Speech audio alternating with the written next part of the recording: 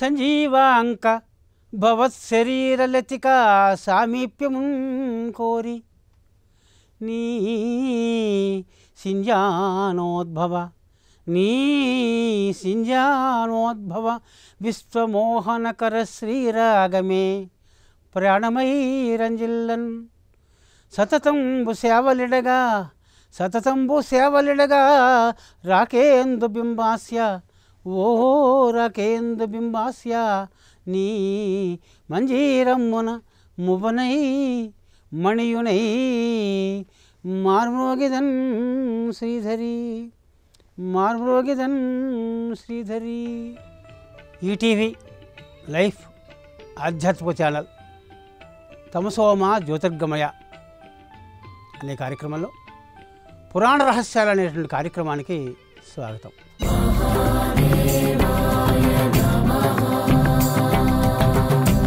ఎందుకు వినాయక చవితిని చవితి నాడే చేస్తారు? ఎందుకు మధ్యాహ్నమే చేస్తారు? ఎందుకు పాలవెల్లి కట్టారు? ఆ పాలవెల్లికి 4 భుజాలు ఎందుకు? దానికి వెలక్కాయలు గుండ్రంగా వెలక్కాయలు వేలాడిస్తారు. ఏమిటి వైజ్ఞానిక రహస్యం?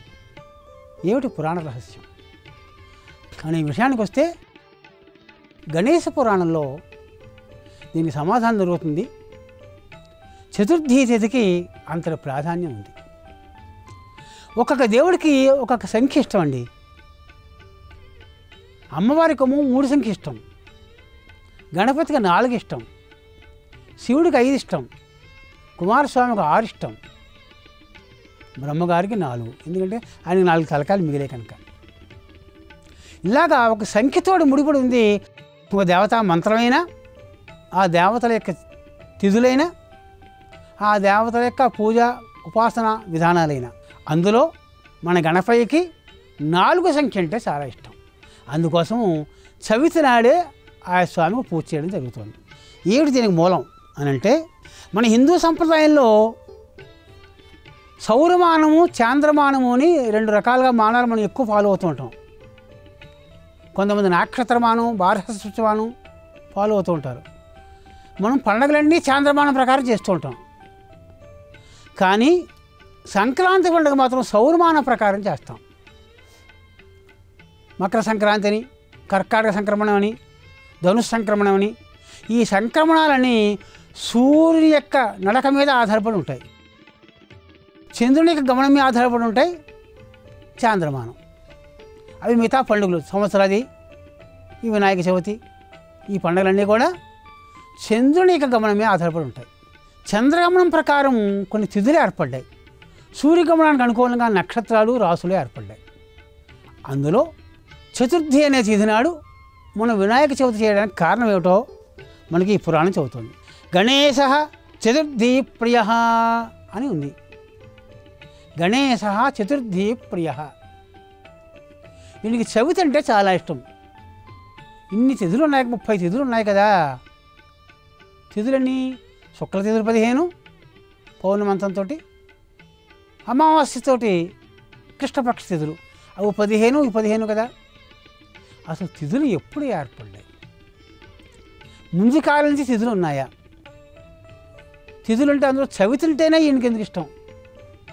పంచమి కావచ్చు కదా. గౌరికమ్మ తృతీయ ఇష్టం, మళ్ళీ నాగులకి చవితి ఇష్టం, వినాయకుడి చవితి ఇష్టం అని అంటే దానికి గణేశ పురాణం చదువుతున్న లెక్క ఏమిటి అంటే, పురా బ్రహ్మణ, పూర్వకాలంలో బ్రహ్మగారు పగలంతా గడిచి పడుకున్నాడు, రాత్రులంతా గడిచి మళ్ళీ లేచాడు. అప్పటికి ఎంతకాలం అయిందో తెలిసినా, ఆయనకు ఒక పగల గడవాలంటే సహస్రయుగ పర్యంతం ఆహర్యద్ బ్రహ్మణో విదుహు. 1000 మహాయుగాలు బ్రహ్మగారికి ఒక పగలు, మళ్ళీ 1000 మహాయుగాలు బ్రహ్మగారికి రాత్రి. అటువంటి మన బ్రహ్మగారికి ఇంకప్పటికి 52 సంవత్సరాలు నిండాయి. 51వ సంవత్సరంలో ప్రవేశించాడు. అద్య బ్రహ్మణ ద్వితీయ పర అర్ధే శ్వేతవరాహ కల్పే అని మన సంకల్పం. ఇంకా మొదటి బ్రహ్మకాలంలో ఉన్నాం మనం. 9 మంది బ్రహ్మలు, వచ్చే బ్రహ్మ ఆంజనేయ స్వామి. ఈ మొదటి బ్రహ్మ ఇంకా మనకి 50 ఏళ్ళు అండి. 50 ఏళ్ళు అండి. 51వ రోజులో ఉదయం 5 గంటల 15 నిమిషాలు 15 సెకండ్లు నడుస్తుంది. ఈ 28వ మహాయుగం నడుస్తుంది. చూస్తే 1000 మహాయుగాలు గడవాలి. బ్రహ్మగారికి ఒక పగలు గడవాలంటే 1000 మహాయుగాలు గడిచాక ఒక పగలు అవుతుంది. అప్పుడు రాత్రి పడుకుంటాడు ఆయన. ఇప్పుడు ఆ పగల పూట ఇంకా 28వ మహాయుగం నడుస్తుంది. ఇంకా ఎన్ని నడవాలి? 972 మహాయుగాలు నడిస్తే అప్పుడు ఆయనకి పగలవుతుంది. అలాగా ఒకసారి రాత్రి నిద్రపోయిన తర్వాత పగలు లేచాడు. ఓ దినం అయింది అక్కడికి. ఆ లేచినప్పుడు మత్తుగా ఉన్నాడు. ఏం చేయాలో తెలియటం లేదు. అలా ఆ పక్కి ఈ పక్కి చూశాడు. తను సృష్టి కార్యం చేయాలంతా మర్చిపోయాడు. ఏం చేయాలంతా మర్చిపోయాడు పాపం. ఆ నిద్రమత్తు మాంద్యం అయినా సృష్టి కార్యం చేద్దామనుకుంటున్నాడు. ఎక్కడా మర్చిపోయాడు. వంకాయ కూర ఉందామనుకున్నప్పుడు వంకాయలు ఏం చేయాలో తెలియకపోతే ఎలాగ ముందు తరగాలని ఎక్కడ జ్ఞానం ఉండాలి కదా. ఆ సృష్టి ఎలా మొదలెట్టాలో మర్చిపోయాడు పాపం. అంతకాలం పడుకుంటే మనం 2 గంటలు పడుకుంటేనే ఎక్కడున్నామో అనిపిస్తుంది కదా. అలా అది విఘ్నం. ఏదైనా ఒక పనికి ఆటంకం కలిగిందంటే దాన్ని విఘ్నం అంటారండి. అదే రాక్షసుడు అంటాం. ఆ విఘ్నాన్ని హననం చేసేవాడు ఆ మహానుభావుడు విఘ్నేశ్వరుడు ఒక్కడే. అందుకని విఘ్నేశ్వరుని తలుచుకున్నాడు పాపం. విఘ్నేశ్వర ఉపాసన చేశాడు. ఎవరికైనా ఇది ఏమైనా పనులు అవ్వకపోతే ఆటంకాలు కలుగుతుంటే గణపతి ఉపాసన చేయండి. ఏమంటే మాకు మంత్రం అది లేదు కదా, అక్కర్లేదు. ఒక శ్లోకం పట్టుకోండి. ఒక్కతుండ మహాకాయ శ్లోకం వచ్చింది కదా, చాలామంది తెలుసు ఇది. ఈ ఒక్క శ్లోకం రోజు పాలన చేసుకోండి. 44 సార్లు పాలన చేస్తూ ఉండండి. అది మీ గణపతి ఉపాసన అవుతుంది. అది అందరికీ అన్ని మంత్రాలు వచ్చిరావు. శ్లోక మంత్రాలు హాయిగా అందరూ చేసుకోవచ్చు. అలాగా మహానుభావుడు గణపతి మంత్రం ఆయనకు ఉంది. ఆ ఏకాక్షరం జపం చేశాడు. చేయగా అప్పుడు సడన్గా ఆయన దేహంలోంచి ఒక శక్తి బయటకు వచ్చింది. మామూలుగా గణపతి ఉపాసన చేస్తే గణపతి ప్రత్యక్షం కావాలి కదా. గణపతి ప్రత్యక్షం కాలేదు. పరాప్రకృతి ఎదురుగుండా వచ్చింది. మొత్తం ప్రకృతి అంతా వచ్చింది. ఆమెను పరాప్రకృతి అన్నారు. ఆ పరాప్రకృతి వచ్చి బ్రహ్మగారి ఎదురుగా నిలబడి నానా అని పిలవడం పెట్టింది. బ్రహ్మ దేహ సముద్భవ. ఆ బ్రహ్మగారి దేహంలోంచి వచ్చింది కనుక ఆవిడ తనూజ అయ్యింది. తనూజ దేహంలోంచి పుట్టింది. నాన్న ఆవిడ ఎలా ఉంది? చతుర్భి హస్తై 4 చేతులటండి, 4 కళ్ళుట, 4 కాళ్ళుట, 4 ముఖాలట. ముఖంలో 2 కళ్ళు, 8 కళ్ళు. ఇలాగా 4 చేతులు, 4 కాళ్ళు, 4 ముఖాలు అనే 4తో పుట్టింది ఆ తల్లి. పుట్టి నాన్న నేను నీ కుమార్తెను, నువ్వు కళ్ళు తెరవంది. గబుక్కుని కళ్ళు తెరిచాడు బ్రహ్మగారు. నేను నీ కుమార్తెను, నాకు కూడు గుడ్డ పని ఇయ్యి అని అడిగింది. పిల్లల్ని పుట్టించేస్తే నా సంతానం అని చెప్పుకుంటే కాదు. వాళ్ళకి తిండి పెట్టాలి, బట్ట ఇవ్వాలి, వాళ్ళకి పని చెప్పాలి. పని ఉద్యోగం. ఉద్యోగం చూసేదాకా నీదే బాధ్యత, పెళ్లి చేసేదాకా నీదే బాధ్యత. ఈ 4 కూడు గుడ్డ నీడ, ఇల్లు ఉండాలి కదా. మరి నాకు కూడు గుడ్డ నీడ ఈ 2 ఇచ్చి నాకు పని చెప్పు అడిగింది. ఎవరు? ఆ పరాదేవత, పరా ప్రకృతి. అయితే ఓ పని చేయి, అది నేను ఇవ్వలేను, నువ్వు విఘ్నేశ్వరుని ప్రార్థన చెయ్యి అన్నాడు. విఘ్నేశ్వరుని ఉపాసన చేయి అన్నాడు. ఈ లోపల నీకు కొంత శక్తి ఉంది, నా కుమార్తెకు నీకు కొంత శక్తి ఉంది, నువ్వు కాలాన్ని విభజన చెయ్యి అన్నాడు. అప్పటిదాకా అంటే బ్రహ్మగారి కొంతకాలం గడిచేదాకా తిథులు లేవు మనకు. పాడ్యమి విధియ తదియ తిథులు లేవు, పౌర్ణమి అమావాస్య తిథులు లేవు. కాలం అఖండంగా ఉండేది. అప్పుడు కుమార్తెకి చెప్పాడు, నువ్వు ముందు కాల విభజన చెయ్యి అన్నాడు. అప్పుడు బ్రహ్మగారి విజ్ఞానంతో ఆవిడ కాల విభజన చేసింది. పాడ్యమి విధియ తదియ చవతి 15 శుక్లపక్షం, ఓ 15 కృష్ణపక్షం. ఇక్కడ పాడ్యం ఉంటుంది, అక్కడ పాడ్యం ఉంటుంది. దీన్ని శుక్ల పాడ్యమి అంటారు, దాన్ని కృష్ణ పాడ్యమి అంటారు. పాడ్యం అనకూడదు, తెలుగు పదం ఇది. కృష్ణ ప్రతిపత్తి అనాలి, శుక్ల ప్రతిపత్తి అనాలి. ఎందుకంటే శుక్ల పాడ్యం అనకూడదు, సమాసం తప్పది. శుక్ల చతుర్థి అనాలి, శుక్ల చవితి అనకూడదు. మళ్ళీ చవితి తెలుగు పదం కనుక ఇటు 15 అటు 15 తిథి దేవతలను పుట్టించింది. పుట్టించింది. దానికి అన్నీ 4 4 4 ఉన్నాయి కనుక అందులో చవితి అంటే ఇష్టపడుతోంది ఈ పరాప్రకృతి. అప్పుడు గణపతి గురించి ఉపాసన చేసింది. చేయగా అలా కొంతకాలం పోయేటప్పటికి ఆ గణపతి స్వామి పుట్టాడు. ఎప్పుడు పుట్టాడయ్యా అన్నారు. అది ముఖ్యం మనకి. గణపతి పూజ ఎప్పుడు చేయాలి? పొద్దున 7ంటికి చేసేస్తామంటే కుదరదు, 8 9 చేస్తే కుదరదు. 11 దాటాలి. 11 దాటిన తర్వాత గణపతి పూజ మొదలెట్టాలి. ఎందుకంటే గణపతి ఆ టైంలో పుట్టాట. ఎలా పుట్టాట?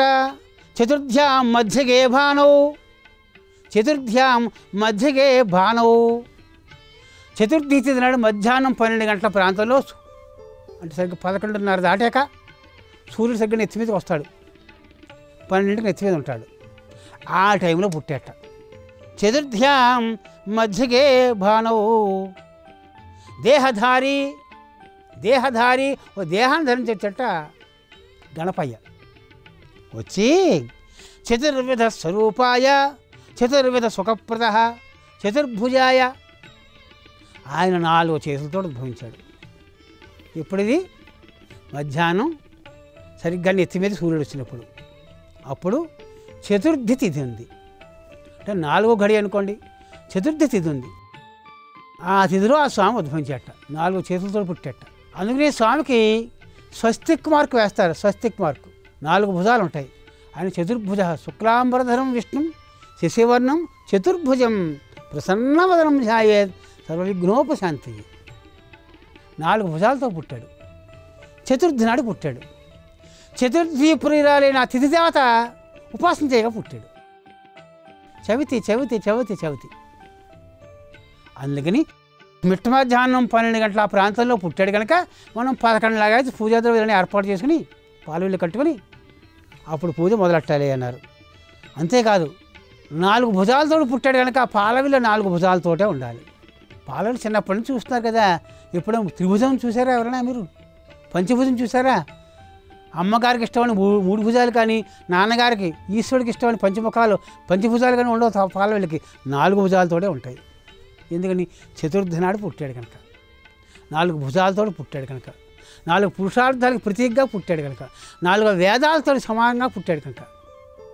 అందుకే పాలవిల్లో కూడా ఎప్పుడు 4 భుజాలు ఉండి తీరాలి. స్క్వేర్లో ఉండాలి పాలవెల్లి.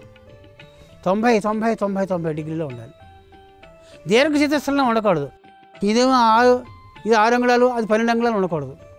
అన్నీ 12 12 12. అంతేకాదు ఆ మధ్యలో కూడా చతుర్భుజాలు ఉండాలి.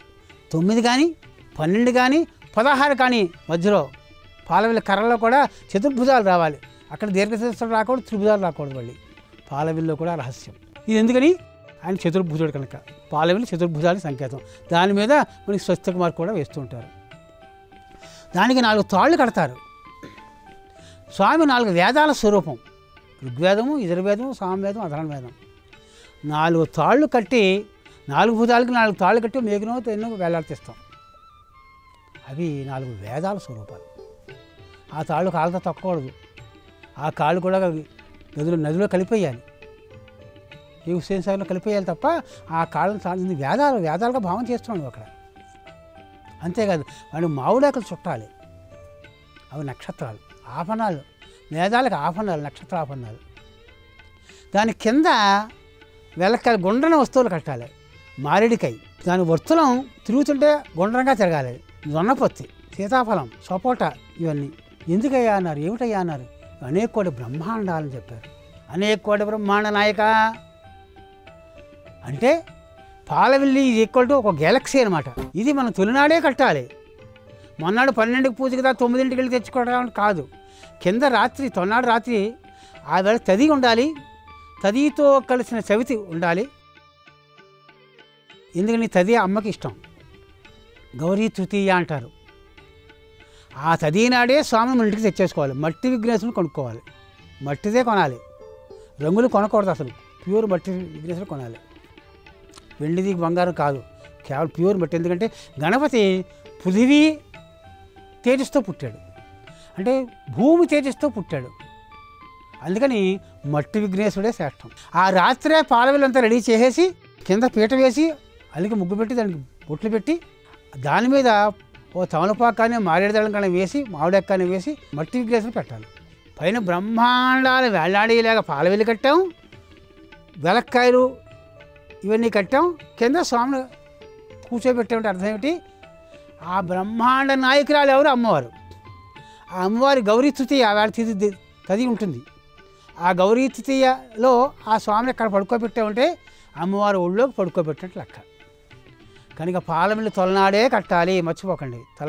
ఇంకో గంటలో పాలమిల్లు తయారు చేస్తామంటే కాదు, అది ఎప్పుడో ఒకసారి కుదరపోతే సరే. కనుక పాలమిల్లు విజ్ఞానంలో కూడా అనేక కోటి బ్రహ్మాండాల విజ్ఞానం అందులో కనబడుతూ ఉంటుంది.